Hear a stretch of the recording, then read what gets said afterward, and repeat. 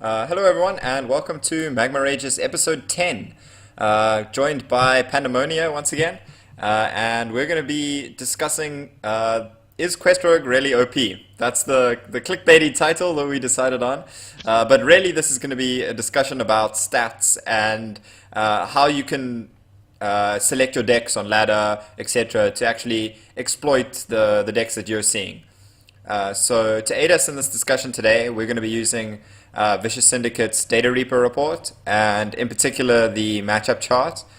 Um, so the matchup chart here is built from games tracked across various ranks from people played, and based on the wins and losses, it determines a win rate for decks, and then they present it in this really nice table format where you can actually see um, the green is like positive win rates reading from columns. So I mean reading from the rows. So if you pretend you're the one playing mid-range hunter, for example, then you would be favored against Jade Druid according to this.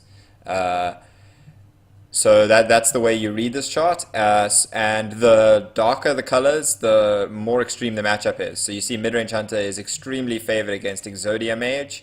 Um, and Token Druid is extremely unfavored against Taunt Warrior, being a very dark red. And then all the white is just games that don't have enough stats, because it's a purely stats-based approach rather than something like Tempo Storm's meta report, which is more opinion-based. They can't really give you matchups for games that just haven't been played enough. And especially early in this meta, that is going to be the case with lots of new decks coming on the scene. And it's going to take a lot of games to actually get good enough stats for a lot of these matchups. And if you just as a thing, if you hover over individual matchups, it will tell you exactly how many games were used to get that stats with the Yeah. standard deviation. So it gives you an idea of, if it's highly favorable, but there were 10 games, it doesn't really say much potentially about that matchup. Well, yeah, So it has to be over 100 games, I think, for it okay, to but not be white. So yeah, my point though, if it's just 100 games and the matchup, it could be one guy at a low rank playing the deck badly. yeah. So I mean, like if you look at the Exodia Mage mid-range hunter again matchup, I mean, there's 770 games, and mid-range hunter has an 80% win rate in that with a really low standard deviation of 2%. So you can pretty much tell there that that is relatively accurate, right? That the mid-range hunter is definitely favored against the Exodia Mage. And I mean, if you think about it logically, it makes a lot of sense as well. Yeah. Um, so I think let's jump straight into the deck that everyone wants to beat, the deck that everyone hates, and that's Quest Rogue, also known as Crystal Rogue. So one of the other nifty things you can do with this chart um, is you can select individual rows to highlight them, or rows or columns to highlight them To to sort them. yeah, to make it easier for you to read, and you can also exclude um, or select them, so you can remove columns of the thing. But to make this easier, we're going to highlight Crystal Rogue, so we can see. Do you want to take us through some of the really good and really bad matchups for Crystal Rogue? So the thing is, Crystal Rogue is one of it's, at the moment, based of you are newer to the game. It's the deck where you play the quest, and the aim is you play a lot of cheap minions to try and complete the quest. So as if you have a look at Data Reaper, yeah, the very strong matchups are against the really slow decks, which logically just makes sense. You can see it's got about a 66% win rate against Jade Druid. It's got, granted there's minimal games, it's got close to 70% win rate against Control Paladin. It's highly favored against Dragon Priest now. It's favorable against Miracle Priest. It's highly favorable against Elemental Shaman, and highly favorable against Handlock, as well as being favorable against Taunt Warrior. So a lot of those games, ironically, a lot of those matchups which Crystal Rogue is really good against are actually not that popular on ladder. Yeah. Yeah, I mean, I think we have already seen the ladder meta evolve a little bit around Crystal Rogue, just yeah, because of the early popularity and early success of the deck. And I mean, what that tells us is that basically, if you know that a deck is going to be popular, then you can pick the deck that counters that deck, and that's making a meta call. So, for instance, if you're seeing a lot of Crystal Rogue, well, maybe you play Token Druid, which is extremely favored against Crystal Rogue yeah. at That's Crystal Rogue is 28% basically against it. 29% win rate, yeah. Yeah, 29. So, I mean, so if we look now on the spectrum of the almost, we'll call them, soft to hard counters, like you say, Token Druid and Pirate Warrior are essentially the two hardest counters to Crystal Rogue, with decks like Zoo and Mid-Range Hunter and Burn Mage, and as well as Secret Mage and Freeze Mage. So sort of your more mid-range aggressive decks can punish it because it can get early curve. And mid-range, and Crystal Rogue doesn't have any removal or any real. They don't really want to interact with the board that much. They want to do their own bouncing, replay bounce, and then I'll beat you with a bunch of 5/5s. So I mean, but like once again, you see one of the harder the problem with decks like, playing Crystal Rogue. I mean, not Crystal Rogue, Pirate Warrior and Token Druid, is that they also have very polarized matchups in terms of there are quite a few popular meta decks that just beat those decks. So this is, we get into a bit of a rock, paper, scissors situation. Yeah. So, I mean, I think what this is important to help a player do, especially if you're playing a lot of hours of ladder, is it's very important to help you to stop or to help mitigate your tilt to a certain extent, right? By knowing matchups, you can know that, okay, fine, I was playing Taunt Warrior, I queued into Crystal Rogue. Okay, I'm not that favored to win this matchup. Rather, instead of just being frustrated at losing all the time, maybe you can say, well, actually, I'm queuing a deck that's pretty bad in this meta that I'm facing, right? And for that reason, it's also very important to track your own stats, I think. Also important to track your own stats so you can determine how you're doing in matchups. So you can actually say, like, let's say I'm playing Token Druid and I have a even to unfavorable win rate against Crystal Rogue. Well, maybe I'm doing it wrong. Maybe I'm trading too much. Maybe I'm not being aggressive enough and not actually killing them off before they finish their quest. Well, you're not mulliganing right. It could be a bunch of factors. But yeah, it's a good idea to gauge yourself and say, okay, a lot of the times, unfavorable matchups, you might actually have a favorable because maybe you know how to play that. At your rank, you're playing that matchup particularly well, or you know how to play it. And it gives you pointers in terms of where you maybe need proof. Are you struggling mainly against aggressive decks? Are you mainly struggling against control decks? It kind of gives you, I think, a little bit of indication as to maybe where you need to improve as a player. Yeah, and I mean, back to the tilting thing. I mean, you were mentioning to me before the stream about just how you can actually use it to stop tilting. Like, how do you use it personally in terms of that? So, like a lot of the times, I'm constantly keeping track of the data reaper and the Vicious Syndicate report. So, so I will obviously try queue a deck where I feel it has reasonable matchups all around, but no matter what, every deck will have some weakness or not. And as soon as I face a deck where let's say slightly unfavored, I know, okay, I really need to focus because it's a difficult game. That even if it's, let's say, 55% to 45% unfavored for me, I can still win it. It's not, the thing about Hearthstone is you'll never see 100% win of one deck over another. There's always those times where one of the decks draws really badly or the other one draws really well. But it does help you go, okay, if you do lose an unfavorable matchup, you just go, okay, I am unfavored, cool, move on. As opposed to, sometimes you get tilted, you go, oh, of course you drew the right answers.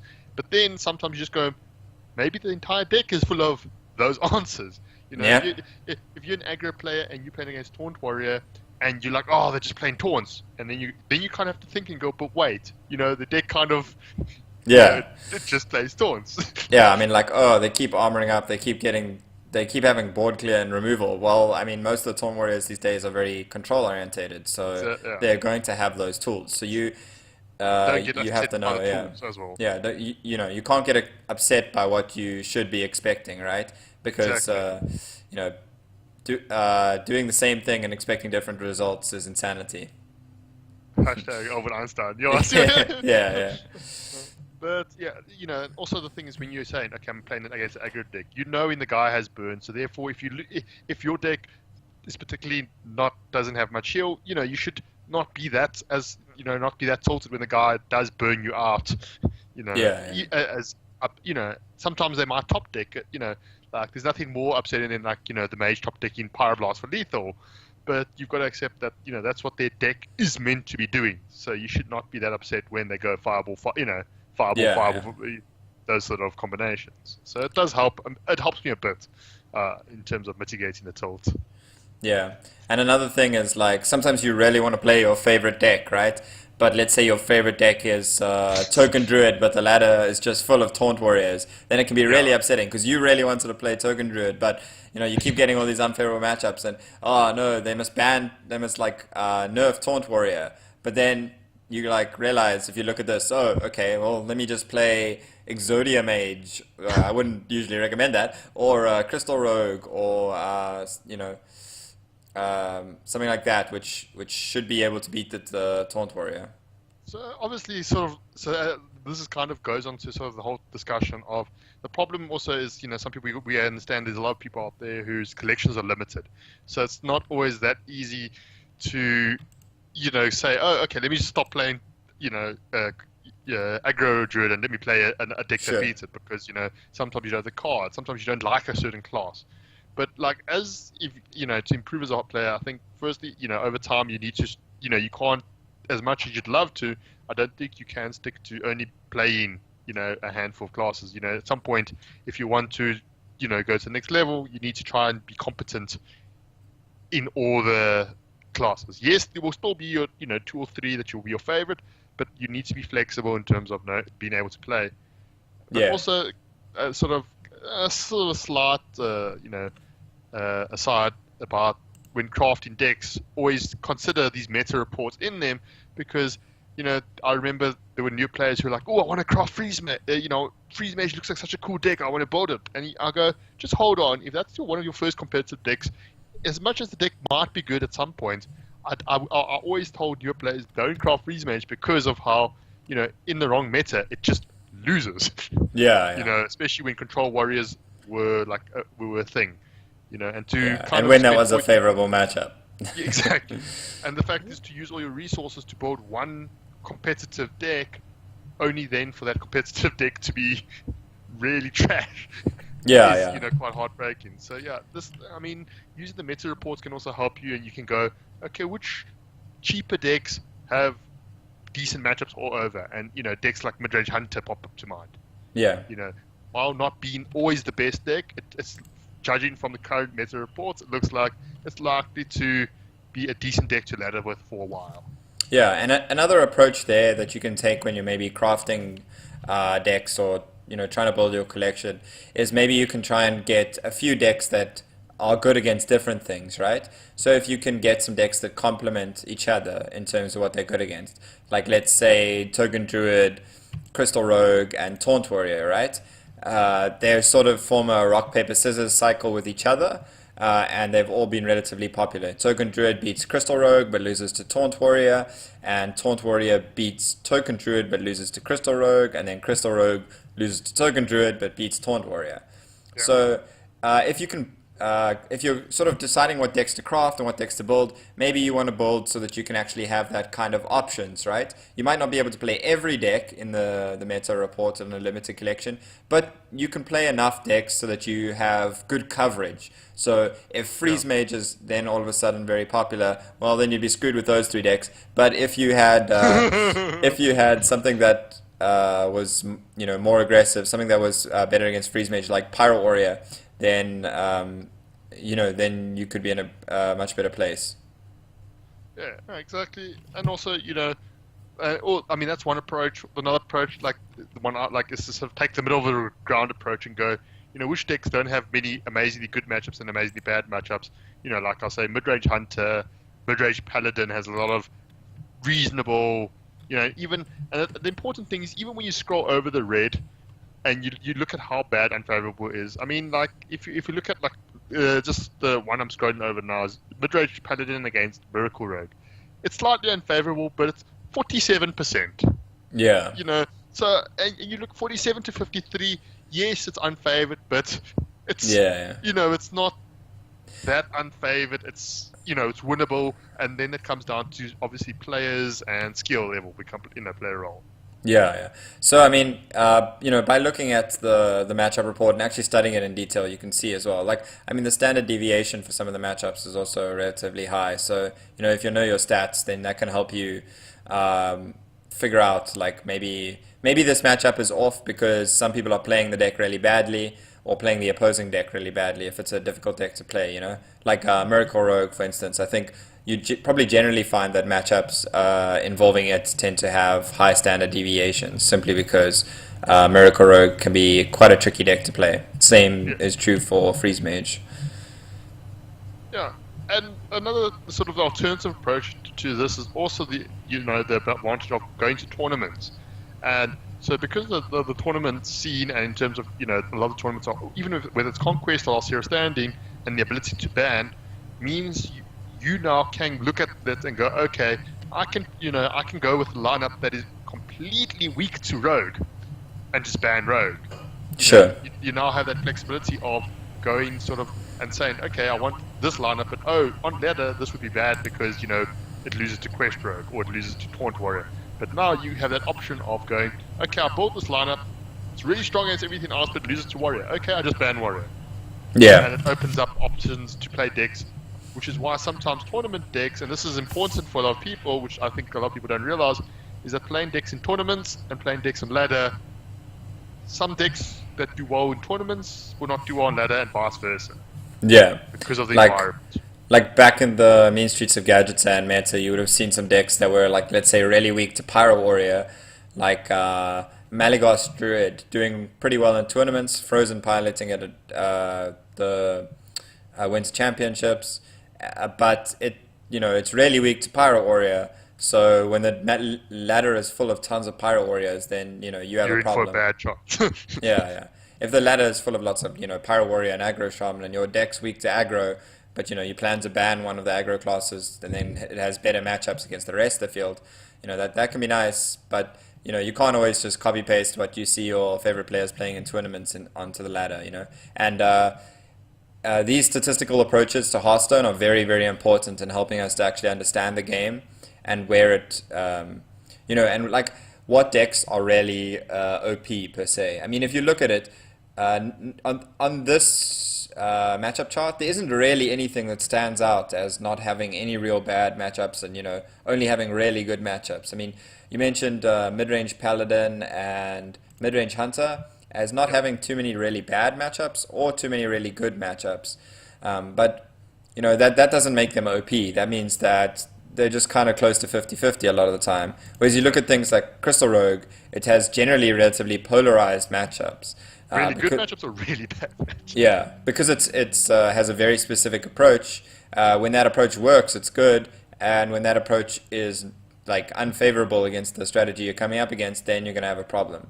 So yeah, I mean this kind of statistical approach is very relevant to actually figuring out, um, actually analyzing a deck properly and going, okay, Should I be maybe bringing this Crystal deck to the Rogue. next tournament? If I'm expecting a tier 1 meta, should I really be playing, Exodia Mage?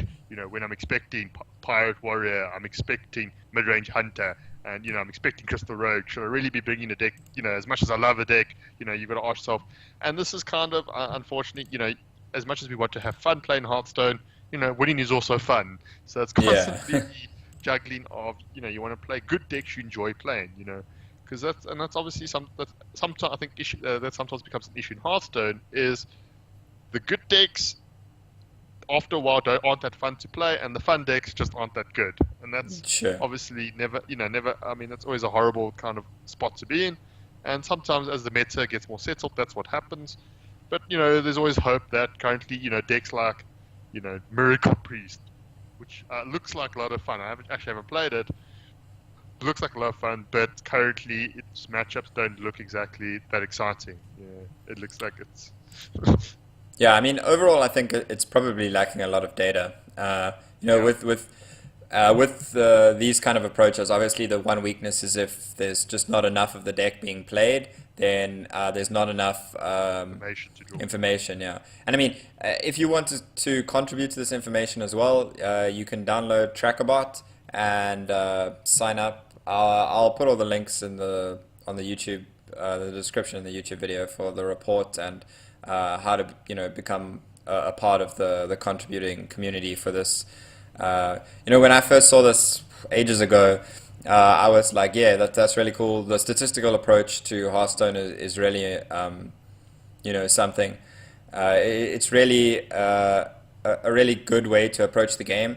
It's very easy to approach a game mentally and be like, "Ooh, I think this matchup's really good," or "I think this deck's OP. I'm gonna take it." But then you go into, like you say, a tournament meta or something, and you're like, "Oh, actually, everyone just brought counters for this deck," or "Oh, they just always ban it." Well, yeah. So I mean, this sort of approach can definitely help you more analytically analyze decks. Yeah, and also from a less sort of a more objective pointing, going, oh my goodness, that deck's so OP, blah blah, and like a lot of nearly every single deck, even the really bad ones, if they draw the nuts, they will beat you.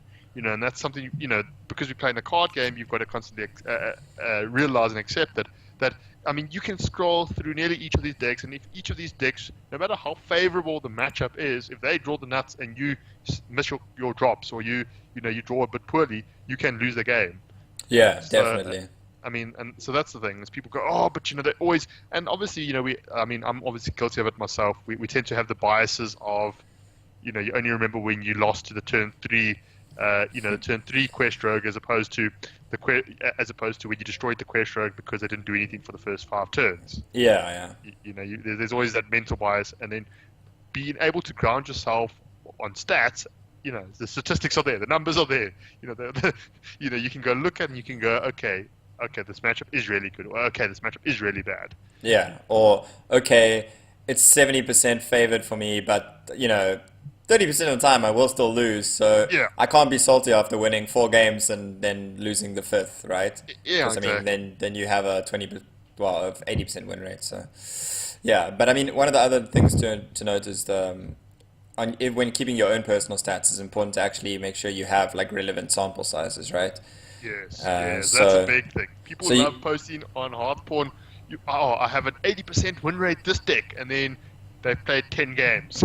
Yeah, and they've played like the same matchup in 6 of those 10 games, and that's obviously favorable matchup or something like Yeah, that. And then those stats don't really mean much. So that's why something like this, where it's got a whole community of people contributing to the stats, allows you to actually properly figure out what the win rates of, or what the different matchups are like, right? not to mention that there's a bunch of them quite a lot of them are played legend ranks and high ranks. So these guys are probably quite good in how to play the matchups. And it's always sort of, I think, sometimes good to see. Okay, I'm like myself. I find myself sometimes doing really badly in favorable matchups, and you've got to assess yourself and say, okay, why am I doing badly? What do I need to fix? Yeah. Um, Also, shout out for those colorblind people. There is a colorblind matchup chart as Which is well. actually really cool. It is really really good that they acknowledge, that there might be a lot of really good Hearthstone players that are colorblind, and then for them not having access to a resource like this would be a problem. Yeah, and I mean, yeah. So yeah, it's I like it's one of those really small things, but really cool that the guys actually paid attention to it. Yeah, yeah. And I mean, the stuff you get from Vicious Syndicate isn't just in the form of this, chart. This is the most important thing for me and the thing I always Yeah, look at. But they have a whole report that of also stats. breaks down, what decks are being played at various ranks, so you can see how it changes, to like let's say more rogue at legend rank versus in ranks 1 to 5 it's a lot of more warrior Yeah, and you can and see how, you and also know the information, how sort of information amongst the pros sort of starts at the, let's say, the top high level legend and it filters down, yeah as it gets to the ranks, as the the serious players watch a stream and see it, and then as the less competitive players either see a friend playing it or hear about it or see a random article, and then eventually the deck finds its way down to the lower ranks. yeah.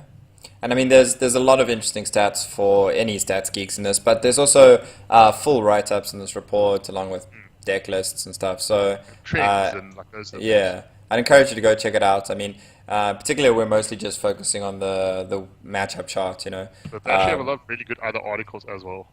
yeah, the matchup chart is just really good for Reference. yeah, for figuring out like yeah, I mean for knowing what when a deck should win and when it shouldn't, right?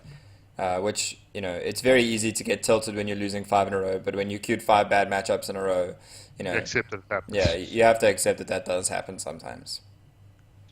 Yeah. And also just like another thing is like some of the articles which are also stats based. Like there was one I was reading a while ago, and they did like an interesting study about like with patches. I think even Disguised Toast did it about sort of they study the data in terms of what are the win rates when you have patches in your opening hand versus not in your opening hand. You know, Yeah, as a on turn one, and then they even did stats. I think on they found there was an interesting trend that the later a shaman player used their Maelstrom portal, the more likely they were to win. They found that there was some sort of correlation there, which was a sort of some. And then obviously there's a bunch of discussion to say why they think it might be or might not be so. yeah. I mean, there's a lot more interesting stuff, So but it's a really good resource. I would recommend anyone who wants to improve their Hearthstone go over there and have a look at it whenever you have a chance. yeah.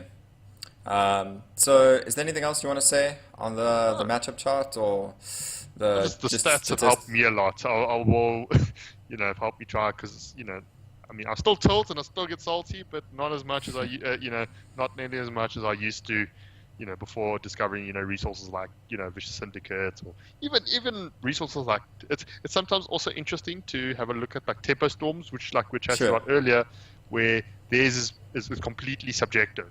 Yeah. They've got their resident expert who then says they think this matchup is 70-30 and the numbers show something different. Yeah. So it's interesting to kind of compare opinions and perceptions versus stats. Yeah, yeah. I mean, sometimes opinions can even be a bit better than stats if people are playing a deck very wrong. But Yeah, for the most part, you'd expect that those people playing the deck are at least learning and improving with the deck. So it's yeah, interesting to see how the stats change week to week as well. Especially now with the Singuro meta starting to settle a bit, and it being quite interesting in that they are just pretty much every class except Warlock has some really good decks. So and a you lot of them know, have decks on the opposite of the spectrum. Sorry, have yeah, opposite decks on the spectrum in terms of they're not just all control decks or all aggro decks. yeah. I mean, the obvious example of that is just Pyro Warrior and Taunt Warrior. Complete Two opposite opposite. ends of the spectrum, I mean, Warrior is spoiled for riches there. Yeah. uh, yeah. I assume there was a happy sigh just at the Yeah, fact that there's a I like control Warrior, warrior but like deck. yeah, like I still like currently even the Taunt Warrior is for me it's not really Control Warrior anymore. Yeah, okay. So I'm reminiscing about the good old days of Control Warrior. Yeah, Taunt Warrior can be a bit boring to play and to play against a lot of the time. Because I mean, Um, like how to play the deck? Play Taunt on curve. Sometimes you mulligan the Taunt. Some the quest. If you're scared of dying, sometimes you keep it, and eventually once you've played enough Taunts, you just click your hero power. yeah, and hopefully hit the right target. Yeah, that's it. Basically, yeah, I mean, at that point, it's just optimize for the right target, hit the right target. Yeah. Yeah, but anyway, we're not going to get into a long discussion like that. I think we're going to keep this episode relatively Yeah. short. I think So, we've covered, I think, a lot of things about stats. Just that that a deck may be OP, but then you might just be playing all the decks that are bad against it. yeah. And So, yeah, I mean, you have to keep that kind of thing in mind when analyzing your experience on ladder or in tournaments or whatever it is. So, yeah, I'd encourage anyone to go out and check out vicioussyndicate.com. We'll give the links in the description. Otherwise, thanks again for joining me, Pandemonia. thanks for having me on this Follow time. Yeah, follow Panamonia on Twitter, follow myself on Twitter, and like, subscribe, do all those things that help the YouTube channel grow. Yep, that's all for This us. episode. Yep, Cheers. Magma Ragers hitting 10. Hype.